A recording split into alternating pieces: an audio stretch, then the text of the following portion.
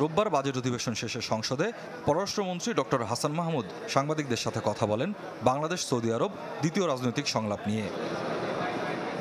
এ সময় প্রশ্নের জবাবে পররাষ্ট্রমন্ত্রী জানান, সৌদি আরব সহ যে কোনো দেশের ব্যক্তি বা প্রতিষ্ঠান চাইলেই বাংলাদেশের অফশোর অ্যাকাউন্টে টাকা রাখতে পারবে, আর এ নিয়ে আলোচনা হবে সফরে। অফশোর অ্যাকাউন্ট সেটা যে কোনো বিদেশি কোম্পানি আমাদের দেশে এখানে টাকা রাখতে পারে এবং আমাদের প্রবাসীরাও টাকা রাখতে পারে।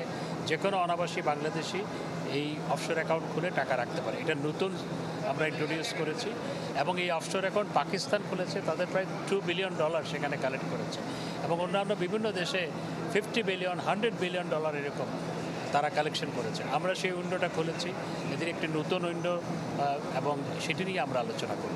নগদের কাছে সব গ্রাহকই প্রিয়, তাই তো সারা দেশে ক্যাশ আউট চার্জ সবচেয়ে কম। বাংলাদেশের বন্দর, গ্রিন এনার্জি সহ 30 লাখ প্রবাসীর খুঁটিনাটি সবকিছুই থাকবে আলোচনার টেবিলে। সৌদি আরব আমাদের দেশে বিভিন্ন ক্ষেত্রে, আমাদের এনার্জি ক্ষেত্রে, গ্রিন এনার্জি ক্ষেত্রে, বিশেষ করে সোলার পাওয়ার প্ল্যান্ট নির্মাণ, আমাদের বন্দর ক্ষেত্রে ইনভেস্টমেন্ট করছে। তাদের সাথে আমরা ইন্ডাস্ট্রিয়াল ইনভেস্টমেন্টের জন্য কথা বলবো। ফিনান্সিয়াল সেক্টরও যদি তারা ইনভেস্ট করতে চায় সেটিও আলোচনা হতে পারে। সৌদি যুবরাজের বাংলাদেশ সফরের দিনক্ষণ নিয়েও আলোচনা হবে পররাষ্ট্রমন্ত্রীর সফরে।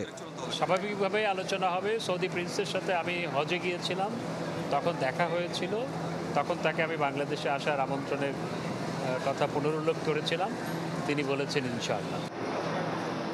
স্বপ্নিল শাহরিয়ার শিশির, চ্যানেল 24, ঢাকা।